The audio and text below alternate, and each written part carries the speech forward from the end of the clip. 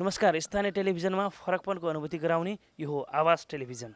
आवाज टेलिभिजनको आवाज विशेषको यो अर्को नौलो श्रृङ्खलामा तपाईँलाई स्वागत छ। म राजेन्द्र आचार्य। हजुर, आवाज विशेषमा हामी त्यस्ता विषयवस्तु र सन्दर्भलाई हरेक रूपमा जोड्दै आएका छौँ जुन विषयवस्तु सार्वजनिक रूपमा जनचासोका छन् र स्थानीय स्तरका जनसरकार पनि राख्दछ। हजुर, यति बेला देशैभर स्थानीय चुनावको माहौलले तातेको छ। गाउँ गाउँमा, घर घर, टोल टोलमा यति बेला चुनावी चर्चा र बहस थालिएका छन्। नेताहरू गाउँ गाउँ पुगेका छन्। जनताका घरमा पुगेर उनीहरू भोट माग्न व्यस्त छन्। विकासका र समृद्धिका नयाँ एजेन्डाहरू उनीहरू जनतामाझ राखिरहेका छन्। र आज हामी यही स्थानीय निर्वाचनको सन्दर्भलाई लिएर एउटा फरक श्रृङ्खला तयार पारिरहेका छौँ र हामीले आवास विशेषको विभिन्न श्रृङ्खलामा स्थानीय स्तरमा उठेका ती उम्मेदवारहरूसँगको विशेष कुराकानीलाई आवास विशेष बनाउने जमर्को गरेका छौँ र त आज पनि त्यस्तै एउटा उम्मेदवारसँग हामी प्रत्यक्ष रूपमा उहाँकै घरमा हामी आइपुगेका छौँ। विशेष गरी नेकपा एमाले चितवनमा आफ्नो अलग खाले पहिचान बनाउन सफल रहनुभएका देवी गेवालीसँग आज हामी प्रत्यक्ष रूपमा कुराकानी गर्नेछौँ। देवी सर, स्वागत छ। हजुर, धन्यवाद। जस्तो धेरै आकाङ्क्षीहरू हुँदाहुँदै पनि त्यो बिचबाट पनि 2-3 जना आकाङ्क्षी हुनुभयो र अन्ततः तपाईँले नै मेयरको टिकट पाउनुभयो। कस्तो लागिरहेछ? यो पार्टीले हाम्रो चितवनको वास्तविकतालाई, यथार्थलाई आत्मसात गरे जस्तो लाग्छ। अब मेयरमा उठिराख्नु भएको छ, खासमा तपाईँको उम्मेदवारी चाहिँ किन, कुन रूपमा हामीले यसलाई बुझ्ने? म यसभन्दा केही वर्ष अगाडि उपप्रमुखको हिसाबले भरतपुर नगरपालिका हुँदा उपप्रमुखको हिसाबले काम गरेका थिएँ। त्यतिखेर मेरा केही सपनाहरू थिए, केही योजनाहरू थिए। त्यतिखेरको परिस्थितिको हिसाबमा केही पुरा भए, केही अधुरा रहे। अधुरा योजना र अहिले पछिल्लो चरण राज्यको पुनर्संरचना, स्थानीय तहको पुनर्संरचना अन्तर्गत भरतपुर महानगरपालिका बनेको छ। पश्चिम चितवन तुलनात्मक रूपले विकास र समृद्धिको यात्रामा पछाडि छ। पश्चिम चितवनको समृद्धि र विकाससँग महानगर जोडिएको छ। हामीले पछिल्लो पटक महानगर निर्माण गरेका छौँ र महानगरको नेतृत्व लिएर यस क्षेत्रको समग्र समृद्धि र समुन्नतिको लागि मेरो उम्मेदवारी हो। जस्तो तपाईँलाई एक खालको आरोप पनि लागिरहेछ नि, पहिला पनि उपमेयर हुनुभयो, फेरि मेयरमा आइरहँदाखेरि नयाँ पुस्ताले एउटा चाहिँ अवसर पाएनन् भन्ने खालको जुन एउटा आरोप पनि छ नि। यो के हो भने उपप्रमुखबाट प्रमुख हुन स्वाभाविक कुरा हो, एक। दोस्रो, कामको जिम्मेवारीको अनुभवको कुरा पनि महत्त्वपूर्ण कुरा हो। हिजोका प्लानिङहरू कहाँ थिए त अब कहाँबाट अगाडि बढ्दैछन् भन्ने कुरा पछि आउने साथीहरूलाई त्यसको जानकारी हुँदैन। म उमेरले पनि अझै पनि उभा हो। म भर्खर 54 वर्षको छु।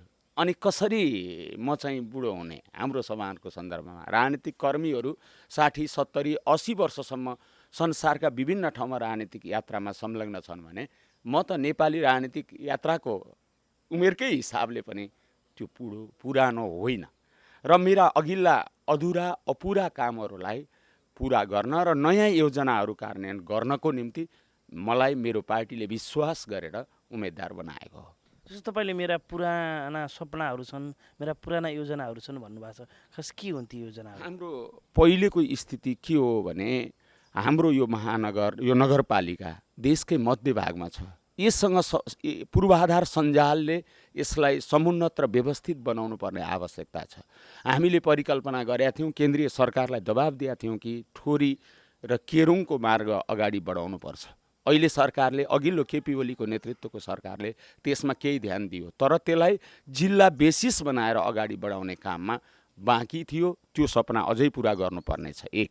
दोस्रो, पूर्व पश्चिम रेलको केन्द्र चितवन बनाउनुपर्छ भन्ने ढङ्गले हामीले प्रयत्न गरेका थियौँ। त्यसलाई जङ्गलको बाटो लैजाँदै तल लाने योजना सरकारको तर्फबाट भयो विगतमा।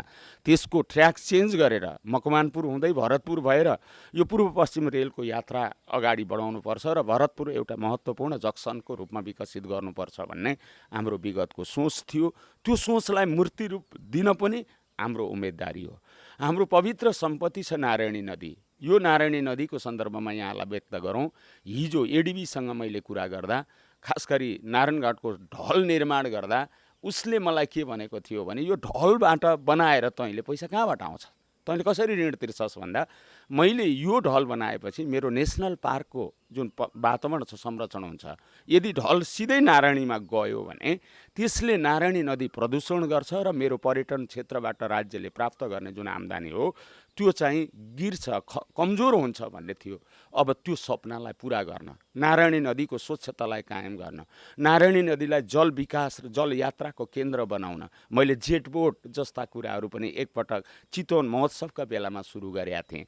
तर हामी छोड्यौँ, जनप्रतिनिधिले छोड्यौँ, जेट बोट पनि छोडियो, यातायातको कुरा पनि के भयो त भन्दा अन्तिम भयो। तर त्यो सपना हाम्रो बाँकी छ।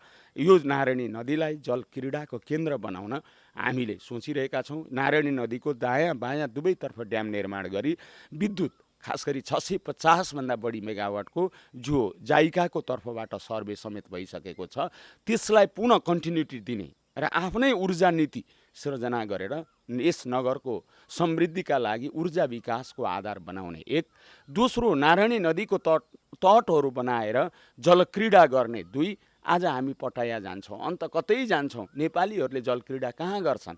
त्यस्तो नदी किनारको सहर नारायणघाटमा हो, हाम्रो भरतपुर हो। भरतपुर महानगरपालिका योसँग जोडिएको छ। देवघाटदेखि गोलाघाटसम्मको जुन यात्रा गर्न सक्छौँ, यसले अनुपम जलक्रीडाको अनुभूति नागरिकहरूमा दिइनेछ, पर्यटकहरूमा दिइनेछ।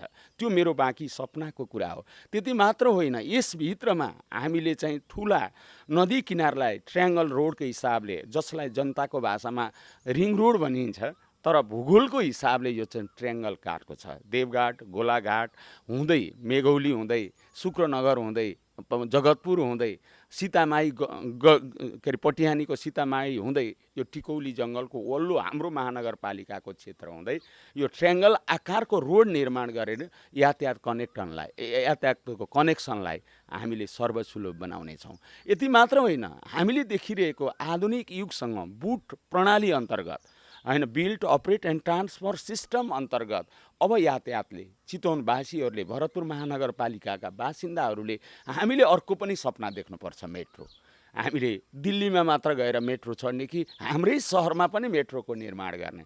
मलाई त एउटा सपना छ, भरतपुर स्टेसन बनाएर एउटा येल्लो रोड, येल्लो च्यानल छ, रेड च्यानल छ, ग्रिन च्यानल छ, त्यसले जगतपुरहरूलाई सम्हाल्न सकोस्, त्यसले मेघौलीलाई सम्हाल्न सकोस्, त्यसले पूर्व चितवन भण्डारालाई कभरेज गर्न सकोस्, पश्चिमतिर जाँदाखेरि नवलपरासीको कवासती समेतलाई समेट्न सकोस् र यस क्षेत्रमा यातायात कनेक्सनको हिसाबले एउटा सुन्दर रमणीय र आधुनिक सहरको रूपमा भरतपुरलाई स्थापित गर्नको लागि पनि जुन मैले अगाडि पनि सपना देखेका थिएँ, त्यसलाई थप परिस्थितिले नयाँ माग गरिरहेको छ, त्यसलाई पुरा गर्नको लागि मैले उम्मेदवारी दिएको हुँ।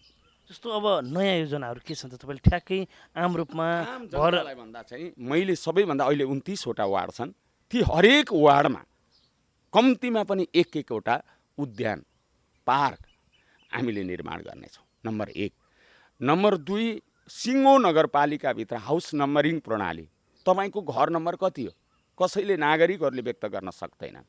हरेक यो वर्ष 5 वर्षभित्र प्रत्येकको हाउस नम्बरिङ सूचना प्रणालीमा आधारित हाउस नम्बर प्रदान गरिनेछ। तेस्रो, हरेक नागरिकहरूलाई माध्यमिक तहसम्मको शिक्षा निःशुल्क प्रदान गर्ने कुराको व्यवहारिक अनुभूति हुनेछ। चौथो, हामीले पूर्वाधार विकासका निर्माणलाई उच्च प्राथमिकताका साथ लिनेछौँ। पाँचौँ, रङ्गशालाको निर्माण हाम्रा खेलाडीहरूको विकासका निम्ति पश्चिम चितवनमा अथवा भरतपुर महानगरपालिकामा रङ्गशालाको निर्माण गर्नेछौँ। सातौँ, हामीले हाम्रा पत्रकारहरू जुन काम गरिरहनु भएको छ उहाँहरूको लागि प्रशिक्षण केन्द्रको आवश्यकता छ, त्यो कुरा हामीले सृजना गर्नेछौँ र पत्रकारिताको उच्च सम्मानका निम्ति महानगरपालिकाको तर्फबाट विशेष कोषको सृजना गरिनेछ, जसले महानगरका गतिविधिहरूलाई सम्प्रेषित गर्ने, यसलाई अगाडि बढाउने काममा संलग्न नभएका पत्रकारहरूलाई हामीले व्यवस्थापन गर्नेछौँ। यति मात्र होइन, हाम्रा नागरिकहरूको वातावरणीय संरक्षणका हिसाबले प्रत्येक घरसँग बिरुवा, प्रत्येक घरसँग वातावरणलाई जोड्नेछौँ। फोहोर मैलाको व्यवस्थापनलाई एकीकृत व्यवस्थापन प्रणाली अन्तर्गत फोहोर मैलाको व्यवस्थापन गर्नेछौँ। हामीले सुरुवात गरेको ल्यान्डफिल साइटलाई त्यसलाई पूर्णता प्रदान गर्नेछौँ।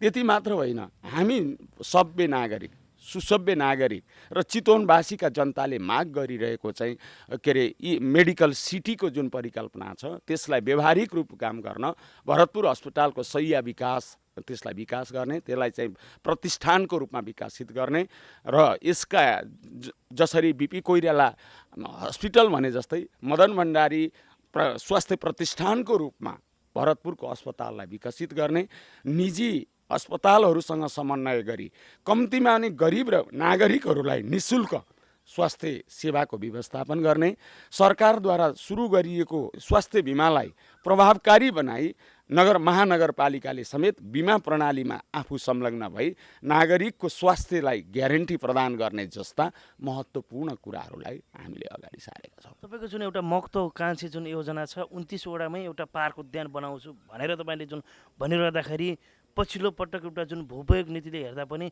भरतपुरको जुन वार्ड नम्बर 10 लगायत अन्य केही वडाहरू जुन नारायणगढ क्षेत्र पर्छ, जुन यतापट्टि आएपछि कृष्णपुर साइडको क्षेत्र पर्छ, ती ठाउँमा त खाली जग्गा नै छैनन्। कुन रूपमा तपाईँले पार्क बनाउनु छ त्यहाँनिर, कुन रूपमा चाहिँ बुझ्नु? पार्कको निर्माण भनेको ठुला मात्र होइन। तपाईँ सडक किनारामा तपाईँले हिँड्ने पार्क फुल लगाउन सक्नुहुन्छ, बिरुवा लगाउन सक्नुहुन्छ। त्यसैलाई नै तपाईँले जुन स्रोत छ, जुन जमिन छ, त्यो जमिनको व्यवस्थितीकरणले पार्कको अनुभूति दिन आउन सक्नुहुन्छ। हामीले जुन सडक क्षेत्रका अहिले संसारमा हेर्नुहोस् त, बाटोमा हिँड्ने बित्तिकै तपाईँले उद्यानको रूपमा पार्कको रूपमा देख्नुभएको छ। त्यति मात्र होइन, अरू जग्गाहरू छन् जुन जग्गाहरू चाहिँ अतिक्रमित ढङ्गले बसिएका छन्, ठाउँहरू छन्। तिनीहरूको नयाँ व्यवस्थापन गरेर अतिक्रमित गरिएको जग्गामा उनीहरूको बसोबासको छुट्टै व्यवस्थापन गरेर पार्कको निम्ति जग्गा छुटाउन सकिन्छ। 10 मा सकिन्छ, 11 मा सकिन्छ, होइन 2 मा सकिन्छ। जुन कोर सहरी क्षेत्रभित्र रहेका ठाउँहरू छन् त्यसलाई चाहिँ हामीले पार्क निर्माणको लागि त्यसको व्यवस्थीकरणको कुरा हो। यो काम हामी गर्नेछौँ। अरू ठाउँमा पनि प्रशस्त ठाउँहरू छन्, नदी किनारका साइडहरू छन्। तपाईँले देख्नुभएको छ हामीले प्रदर्शनी थल भनेर बनाइरहेका छौँ। त्यसैलाई प्रदर्शनी थलको बाँकी रहेको माथिल्लो जग्गासँग जोडेर हामीले पार्कलाई निर्माण गऱ्यौँ भने के बनाउन सकिँदैन र? सकिन्छ, बनाउने योजना छ, त्यसलाई अगाडि लानेछौँ। जस्तो अब भरतपुर जुन विमानस्थलको पनि कुरा छ, भरतपुर विमानस्थलको जुन खालको चाहिँ एउटा चाप बढिरहेको छ, त्यहाँ ठुल्ठुला घरहरू बनिरहेका छन्, यसले पनि अलिकति समस्या बनाएको छ। यसतर्फ चाहिँ तपाईँले कस्तो खालको योजना ल्याउने सोच बनाउनु भएको छ? सही कुरा उठाउनु भयो। हाम्रो सहरको बिचमा एयरपोर्ट बनेको छ, सहरको बिचमा आर्मीको ब्यारेक छ। यो हिजोको स्थितिमा बनेको हो। अहिलेको आवश्यकताले यसको पुनर्व्यवस्थापन गर्नुपर्ने आवश्यकता छ। हामी कहाँ मेघौलीमा एयरपोर्ट छ, भरतपुरमा एयरपोर्ट छ, अब एउटै महानगरपालिकाभित्र रहेका छन्। त्यस्तो स्थितिमा यी ठाउँलाई, भरतपुरलाई वा मेघौलीलाई मिलाएर अर्को अल्टरनेटिभ एयरपोर्टको ठाउँ हामीले लिन सक्छौँ। राज्यले लगानी गर्न चाहियो भने अझै पनि प्रशस्त शुक्रनगर लगायतका ठाउँहरूमा जग्गाको व्यवस्थापन गर्न सकिन्छ। राज्यले जिम्मा लिनुपर्छ र त्यहाँका नागरिकहरूको बसोबासको सेटलमेन्ट एउटा ढङ्गले गरी हामीले भरतपुरको एयरपोर्टलाई मेघौलीसँग टाई अप गरेर त्यसलाई आधुनिक एयरपोर्टको रूपमा कन्भर्ट गर्ने। भरतपुरमा चाहिँ अरू धेरै बस्तीको बिचमा बसिरहेको जुन एयरपोर्टको जग्गा छ त्यसमा चाहिँ पार्क बनाउन सक्नुहुन्छ, अरू मनोरञ्जनात्मक क्रियाकलापहरू सञ्चालन गर्न सक्ने कामहरूलाई अगाडि बढाउन सकिन्छ। त्यस्तै गरी सरकारसँग, केन्द्रीय सङ्घीय सरकारसँग समन्वय गरी अहिले यो घोडा तालिम केन्द्र जुन सेनाको रहेको छ, ब्यारेक भनेर भनिन्छ, त्यस क्षेत्रभित्र हामीले अरू धेरै प्रदर्शनी स्थल, अरू औद्योगिक मेलाको वातावरण बनाउने र अरू सार्वजनिक वातावरण सिर्जना गर्ने काममा त्यसलाई प्रयोग गरिनेछ र यसतर्फ केन्द्रीय सरकारसँग हामीले समन्वय गरेर यी दुईटा महत्त्वपूर्ण कामहरूमा सार्वजनिक जग्गाको व्यवस्थापन गर्ने काममा र नयाँ योजना लाने काममा हाम्रो सङ्कल्प छ र त्यो सङ्कल्पलाई पुरा गर्न लागिनेछ। आदरणीय दर्शकबिन, तपाईँ यति बेला आवाज टेलिभिजन हेर्दै हुनुहुन्छ र आवाज टेलिभिजनको आवाज विशेषमा रहेका छौँ। विशेष गरी देशैभर यति बेला चुनावी माहौल तातेको छ र यही सन्दर्भमा हामी विशेष गरी भरतपुर महानगरका विभिन्न मेयरका उम्मेदवारकासँग भलाकुसारी गर्ने क्रममा रहेका छौँ र आज हामी विशेष गरी नेकपा एमालेबाट भरतपुर महानगरमा मेयरका प्रत्याशी उम्मेदवार हुनुहुन्छ देवी गेवाली, उहाँसँग भलाकुसारीमा छौँ। यो क्रममा हामी छोटो व्यावसायिक विश्राम लिन्छौँ। विश्रामपछि पुनः आउनेछौँ। फरकपनको अनुभूतिको लागि आवाज टेलिभिजन हेर्दै गर्नुहोला।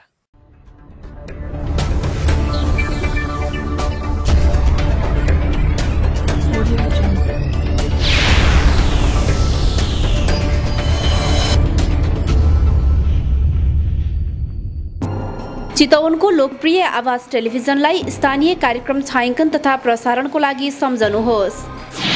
सम्पर्क फोन 056 522 349, मोबाइल 98 550 56 039। स्थानीय कार्यक्रम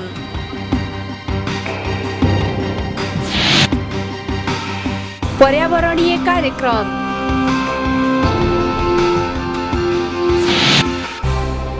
सांस्कृतिक कार्यक्रम धार्मिक कार्यक्रम जस्ता अन्य कार्यक्रमहरूको लागि आवाज टेलिभिजनलाई सम्झनुहोस्।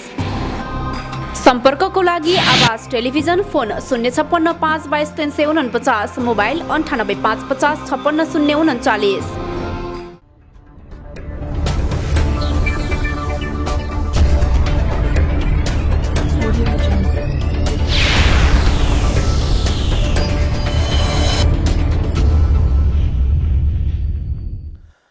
यो छोटो व्यावसायिक विश्रामपछि पुनः स्वागत छ। तपाईँ आवाज टेलिभिजन हेर्दै हुनुहुन्छ। आवाज टेलिभिजनमा आवाज विशेषमा रहेका छौँ र आज हामी विशेष गरी स्थानीय निर्वाचनलाई लक्षित गरेर विभिन्न उम्मेदवारसँग कुराकानीको क्रममा रहेका छौँ र आजको श्रृङ्खलामा हामीले नेकपा एमाले चितवनको तर्फबाट भरतपुर महानगरमा मेयर पदका प्रत्याशी हुनुहुन्छ देवक गवालीसँग भलाकुसारी गरेका छौँ। यसअघि हामीले विभिन्न योजना र सन्दर्भका विषयमा चाहिँ उहाँसँग कुराकानी गरेका थियौँ र फेरि पनि म उहाँलाई स्वागत गर्न चाहन्छु। तपाईँलाई फेरि स्वागत छ ब्रेकपछि। फेरि पनि धन्यवाद।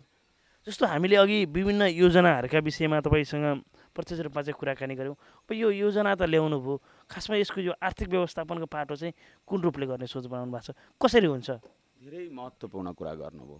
कुनै पनि योजना चाहिँ आर्थिक नीतिसँग जोडिएका हुन्छन्, स्रोत परिचालनसँग जोडिएका हुन्छन् र त्यसैले हामीले यो केन्द्रीय अब यो निक्षेपणका हिसाबले सङ्घीय प्रणाली अन्तर्गत जुन खालको राज्यको पुनर्संरचना भयो, अब मलाई के लाग्छ भने स्रोत जो हिजो केन्द्रमा केन्द्रित हुन्थ्यो भने अब चाहिँ महानगरमा स्थानीय तहमा अब त्यो राइट नै आएको छ।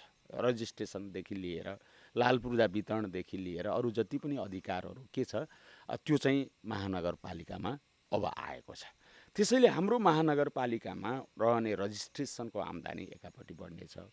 दोस्रो हामीले आइपिटी इन्टिग्रेटेड प्रोपर्टी ट्याक्स भन्छ इङ्ग्लिसमा, त्यसको नेपाली खाले प्रगतिशील कर प्रणाली हामीले सृजना गर्नेछौँ, जसले अब हामीले जुन करको दायरा छ होइन एउटै मान्छेसँग ठुलो कर लिएर राज्यले उसको दोहन गर्नुभन्दा हरेक करलाई विस्तार गर्ने, राज्य निर्माणका निम्ति नागरिकहरूको संलग्नता, जुनसुकै देशमा पनि राज्यको विकासका निम्ति नागरिकहरूको सहभागिता र संलग्नता प्रत्यक्ष वा अप्रत्यक्ष ढङ्गले तय गरिएको हुन्छ। नागरिकबाट ल्याऊ र नागरिकलाई नै देऊ, नागरिकको विकासका निम्ति नागरिकको सहयोग ल्याऊ र नागरिकहरूको हितका निम्ति त्यसको प्रयोग गर।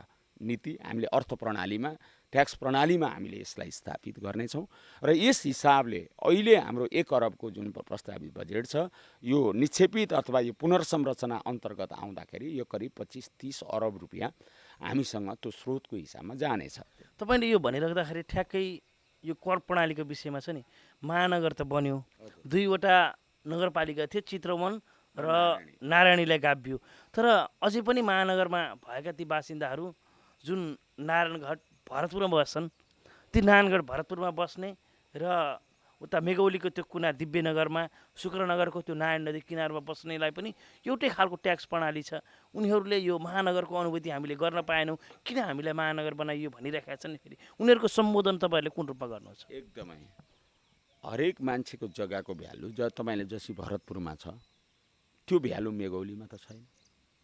मान्छेले ट्याक्स भ्यालु एडेड ट्याक्स भनेर भनिन्छ, जुन ठाउँमा भ्यालुसँग जोडिएको चिज छ त्यसमा पनि भ्यालु ट्याक्स पनि बढी हुन्छ। जहाँ अहिले तत्कालको स्थितिमा जस्तो मेघौली भन्नुभएको छ त्यो भरतपुरसँग तुलना गरेर उही खालको कर त हुँदैन नि। तर अहिले त त्यही छ नि, आम रूपमा जनताले जब महानगर भयो जुन खालको हो उनीहरूले त त्यो तिरिरहेको अवस्था अनि यस्तो छ नि महानगरको हिसाबले गर्दाखेरि यहाँको जग्गाको भ्यालुको आधारमा तिर्छन् नि त। यहाँ भरतपुरकाले बढी तिर्छन्, नारायणघाटकाले बढी तिर्छन्। अहिले त फरक छ नि त, किनभने यहाँको मूल्य प्रमाणित गरिदिन्छ, यहाँको जग्गाको भ्यालु प्रमाणित गरिदिन्छ। मेघौलीको फरक छ, शुक्रनगरको फरक छ, जगतपुरको फरक छ। फरक हुँदा स्वाभाविक ढङ्गले त्यहाँको स्थिति यहाँको बराबर हुन सक्दैन। त्यसैले उनीहरूलाई यहाँको बराबरको ट्याक्समा लगाउन सकिँदैन। फरक हुन्छ, फरक रहनेछ र उनीहरूको विकासको स्तर सम हुँदै जाँदा, सम विकासको स्थिति पुग्दै जाँदा, विकासका अवसरहरू समान बनिरहँदा अब त्यस ठाउँको पनि भ्यालु बढ्नेछ, त्यो ठाउँको स्थिति पनि बढ्नेछ। त्यो स्थितिमा अनि क्रमिक समान ट्याक्स प्रणालीभित्र क्रमशः आउनेछ। तर एकैचोटि समान ट्याक्समा हामी जान सक्दैनौँ, रहँदैन, हुँदैन। ट्याक्स मात्र महानगरको आम्दानीको स्रोत हो या अन्य पनि छन्? अन्य धेरै हाम्रा स्रोतहरू हुन्छन्। हामीले चाहिँ पर्यटनको अभिवृद्धिद्वारा होइन, हामीले त यो त पर्यटकीय नगरी भन्ने छ, पर्यटकीय हब बनिरहेको छ। त्यसबाट हामीले चाहिँ पर्यटन शुल्कको हिसाबले हामीले जुन आम्दानी प्राप्त गर्नेछौँ, यो महानगरपालिकाको अर्को आम्दानी हुनेछ। हामीले चाहिँ अब एउटा स्पेसल इकोनोमिक जोन हामीले परिकल्पना गरेका छौँ। स्पेसल इकोनोमिक जोनभित्र व्यापार, उद्योग, धन्दा, कल कारखाना खोल्नको लागि हामीले आह्वान गर्नेछौँ। त्यो आह्वानका आधारमा राष्ट्रिय अन्तर्राष्ट्रिय वित्तीय संस्थाहरू आफ्नो औद्योगिक नीति अगाडि बढाउने क्रममा यहाँ आउँदा उनीहरूले यहाँ के गर्नेछन् त भन्दा लगानी गर्नेछन्। लगानी गरिसकेपछि के हुनेछ? रोजगारी बढ्नेछ। रोजगारी बढिसकेपछि मान्छेको के हुनेछ? आम्दानी बढ्नेछ।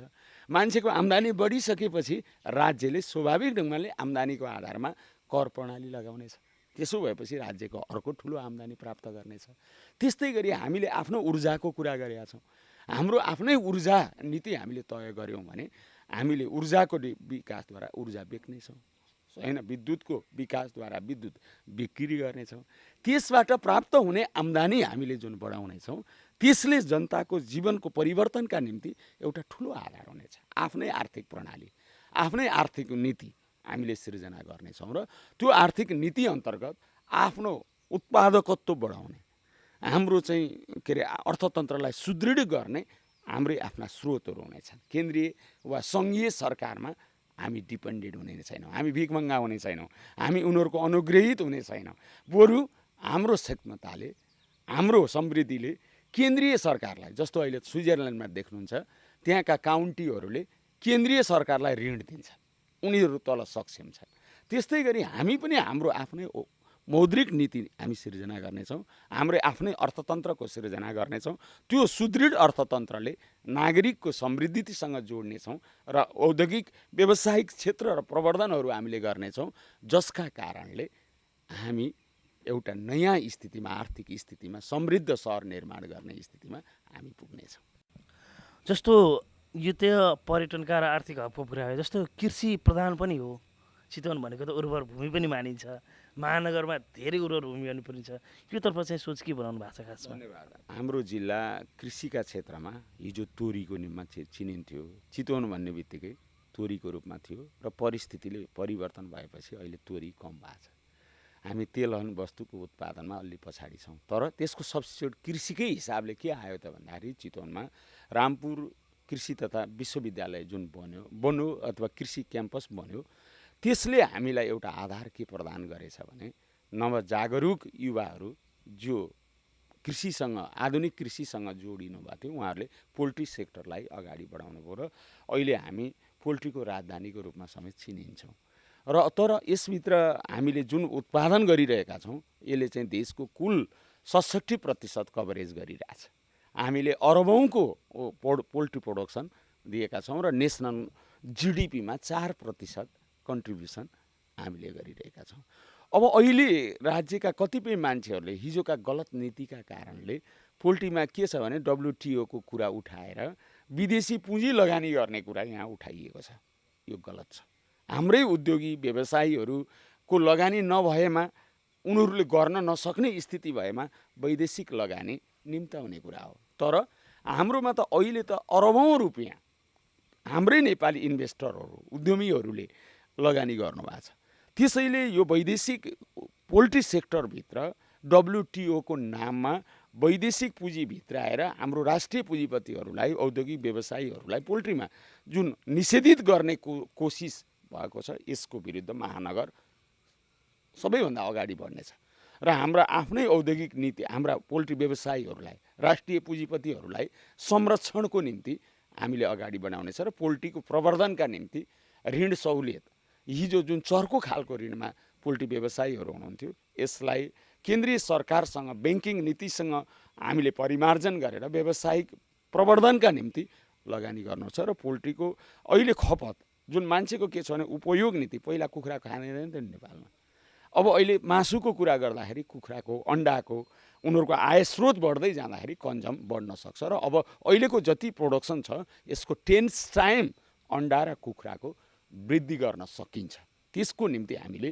राष्ट्रिय महानगरको पालिकामा व्यवसायीहरूसँगको सहयोगमा पोल्ट्री व्यवसायीहरूसँगको सहकार्यमा हामीले यो पहिचानलाई अगाडि लानेछौँ। त्यस्तै गरी चितवनमा केराको पनि क्रमशः विकसित भएको छ।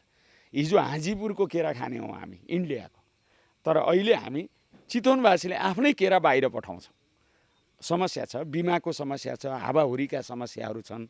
अब त्यसको ग्यारेन्टी गराउने कुराका केही अप्ठ्याराहरू पनि छन्, तर त्यसलाई बिमा प्रणालीलाई व्यवस्थित गरेर कृषिमा खास गरी केरा खेतीलाई जुन ढङ्गले विकसित हुँदै गएको छ त्यसलाई हामी अगाडि बढाउनेछौँ। यस्तै गरी नयाँ नयाँ बाली र वातावरणसँग जोडिने कृषिसँग जोडिने कुराहरूलाई ल्याउनु छ र कृषि भूमिलाई जोगाउने कुरा अब हाम्रो प्रमुख समस्या बनेको छ। हाम्रो चाहिँ भू उपयोग नीतिमालाई कडाइका साथ लागू गर्नुपर्ने आवश्यकता हामीसँग छ। कृषि योग्य भूमिमा जब गिटी फालिया छ होइन, अब प्लटिङ गरिया छ, कङ्क्रिटमय बनाइएको छ, त्यसैले बस्ती कहाँ बसाउने, खेती कहाँ गर्ने, औद्योगिक क्षेत्र कहाँ छुट्याउने होइन, पर्यटकीय क्षेत्र कहाँ निर्माण गर्ने, यसको लागि जसको लागि सबैभन्दा महत्त्वपूर्ण कुरा के हो भने भू उपयोग नीति हो। त्यो भू उपयोग नीतिलाई हामीले ल्याउनुपर्छ। जस्तो चन्द्र शमशेरकै पालामा अबल द्वयम सिम चार भनेर जुन जमिनको वर्गीकरण गरियो, के अहिले पनि हाम्रो जमिनको वर्गीकरण त्यही हो?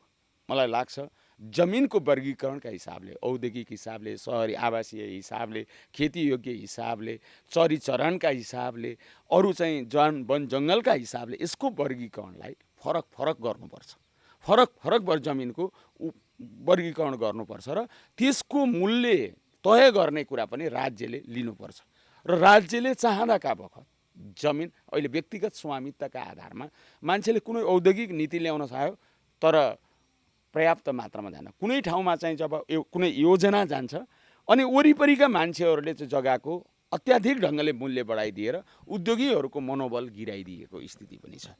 त्यसैले उद्योग धन्दा कल कारखानाहरूका सन्दर्भमा विशेष नीति राज्यको तर्फबाट महानगरपालिकाको सहयोगमा निर्माण गर्नेछौँ। भूउपयोग नीतिलाई व्यवस्थित गर्नेछौँ र कृषिको चितवनको पहिचानलाई नयाँ ढङ्गले स्थापित गर्न केरा होस्, अरू जडीबुटीहरू हुन्, अरू चाहिँ मह नै होस्। अब चिउरी हाम्रो पहाडमा चिउरीको हिसाबले चेपाङसँग जोडियो, महको हिसाबले त्यसको गुणस्तरलाई अहिले मह खेतीलाई प्रवर्धन गर्नको लागि हामीले विशेष नीति लिन्छ। महको होस्, चिउरीको होस्, अब केराको होस्, अरू धेरै वातावरणीय कुरा होस्, हामीले जोड दिनेछौँ, ल्याउनेछौँ र यसबाट कृषि क्षेत्रको व्यवसायीकरणलाई लानेछौँ। अर्को कृषिको ठुलो समस्या हाम्रो के हो भने जग्गा खण्डीकरण भएको छ, टुक्रा टुक्रा भएको छ। अब चक्लाबिन्दी बिना ट्र्याक्टर लाग्दैन, अगाडि बढ्न सक्दैन।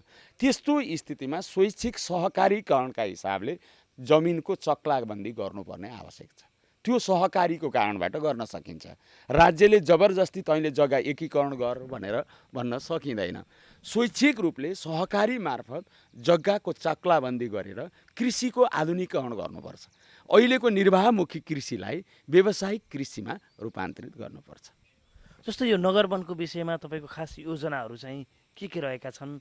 जुन भरतपुर महानगरको एउटा चाहिँ यो जुन नारायण नदी किनारमा रहेको छ यो खाली जग्गा, यसलाई उचित व्यवस्थापन पनि भएको छैन भन्नेको छ। यस विषयमा चाहिँ तपाईँको खास योजना के रहेको छ? हजुर, नगरवनलाई हामीले एउटा पर्यटकीय केन्द्र नाइट सफारीको रूपमा यसलाई विकसित गर्ने सोच बनाएको छु।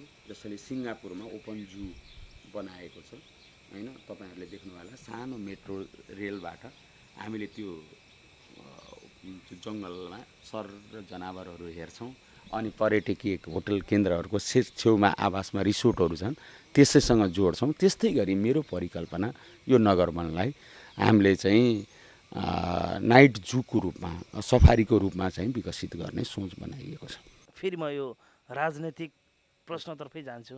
तपाईँले आम रूपमा पार्टीको एउटा मत जितेर त मेयरको टिकट लिएर आउनुभयो र उड्दै हुनुहुन्छ भने अब आम रूपमा अन्य प्रतिस्पर्धीहरूसँग चाहिँ तपाईँको चाहिँ खास अवस्था के छ, कुन रूपमा हेर्नु भएको छ तपाईँले? मलाई त कस्तो लाग्छ भने हिजो जित्दा पनि विरोधी पार्टीका प्रतिपक्षी साथीहरूले के भन्थे भने यो देवी गेवाली त एमालेको होइन नि, हामी सबैको हो, विपक्षीहरूका पनि हितलाई, प्रतिपक्षका आवाजलाई पनि उसले सुन्यो, ख्याल गर्यो, आवाज सम्बोधन गर्यो भन्ने खालको मेरो 5 वर्षे कार्यकालमा चाहे राप्रपा होस् चाहे काङ्ग्रेस होस् उहाँबाट आएका साथीहरूको जुन मैले सहकार्य गरेँ, उहाँहरूको विश्वास मैले प्राप्त गर्न सकेँ। त्यसै अनुभवबाट मेरा प्रतिपक्षी साथीहरू, प्रतिपक्षी दलका साथीहरू अहिले पनि के भन्छन् भन्दाखेरि योसँग काम गर्न सजिलो छ, यसले नेतृत्व गर्यो भने हाम्रा आवाजहरूको पनि सम्बोधन हुन्छ भन्ने कुरामा मेरा सबै प्रतिपक्षी साथीहरू, बाहिर भन्न त एउटा भन्नु होला, दिलदेखि चाहिँ देवी गेवाली आयो भने प्रतिपक्षीहरूको आवाजलाई सम्बोधन गर्न, सहकार्य गर्न र उनीहरूसँग मिलेर काम गर्न सजिलो व्यक्तित्व हो भन्ने कुरा उहाँहरूमा अनुभूति छ। अब मतदाताहरूलाई के आग्रह गर्नुहुन्छ? हामी कार्यक्रमको अन्त्यमा पनि छौँ र देवी गेवालीलाई नै मतदान किन गर्ने? देवी गेवाली यो कुनै सटके होइन, यो देवी गेवाली आकस्मिक उम्मेदवारको रूपमा आएको छैन। देवी गेवालीका जिन्दगीका 35-40 वटा वर्षहरू यही चितवनको भूमिमा, यही चितवनको महानगरपालिकाको क्षेत्रमा ऊ क्रियाशील छ। उसको इमान्दारिता, उसको सरलता, उसको जनताप्रतिको संवेदनशीलता, जनताका घटना र दुःख कष्टहरूमा सहभागिता, यी सबै कुरामा जुन सहभागिता देखिया छ, निष्ठा देखिया छ। राजनीतिक पदमा पुगेका मान्छेहरू एकपटक पदमा पुगे भने आफ्नो व्यक्तिगत जिन्दगीलाई अर्को ढङ्गले लाने, निजी लाभका निम्ति केन्द्रित हुने जो विगतको परम्परालाई तोडेर पदमा हुँदा पनि नहुँदा पनि एउटा सरल, सहज, स्वाभाविक र तर्कसङ्गत ढङ्गले प्रस्तुत हुने व्यक्तित्व हो भन्ने कुरा मतदाताहरूले बुझ्नुभएको छ, जान्नुभएको छ र देवी गेवालीका यिनै पक्षहरूलाई देखेर बुझेर र चितवनवासी, महानगरवासी जनताले मतदान गर्नुहुनेछ र मलाई विजयी गराउनुहुनेछ भन्ने कुरामा म विश्वस्त छु। व्यस्तका बावजुद हामीलाई समय दिनुभयो, त्यसको लागि धन्यवाद। धन्यवाद आवाज टिभी, जसले महानगर र यसपासका क्षेत्रमा एउटा छुट्टै आयाम, एउटा छुट्टै अनुभूति दिन सकेको छ र यसको निरन्तर प्रगति र उत्तरोत्तर प्रगतिको कामना गर्न चाहन्छु। नयाँ विषयमा, नयाँ सन्दर्भमा आवाज टिभी नयाँ प्रस्तुतिको रूपमा खडा हुन सकोस्, यही शुभेच्छा व्यक्त गर्दछु। धन्यवाद। धन्यवाद। उहाँ हुनुहुन्थ्यो भरतपुर महानगरपालिकामा नेकपा एमाले चितवनको तर्फबाट मेयर पदका प्रत्याशी देवी गेवाली। उहाँसँग गरेको कुराकानी आजका लागि यति नै। यतिन्जेल कार्यक्रम हेरेर सुनेर तपाईँले हामीलाई साथ दिनुभयो। तपाईँ सम्पूर्ण दर्शकलाई मुरी धन्यवाद। धन्यवाद। यतिन्जेल प्राविधिकमा रहेर साथ दिने प्राविधिक मित्रलाई विशेष आभार प्रकट गर्दै आजको यो श्रृङ्खलाबाट म कार्यक्रम सञ्चालक राजेन्द्र आचार्य पनि बिदा माग्न चाहन्छु। फरकपनको अनुभूतिको लागि आवाज टेलिभिजन हेर्दै गर्नुहोला।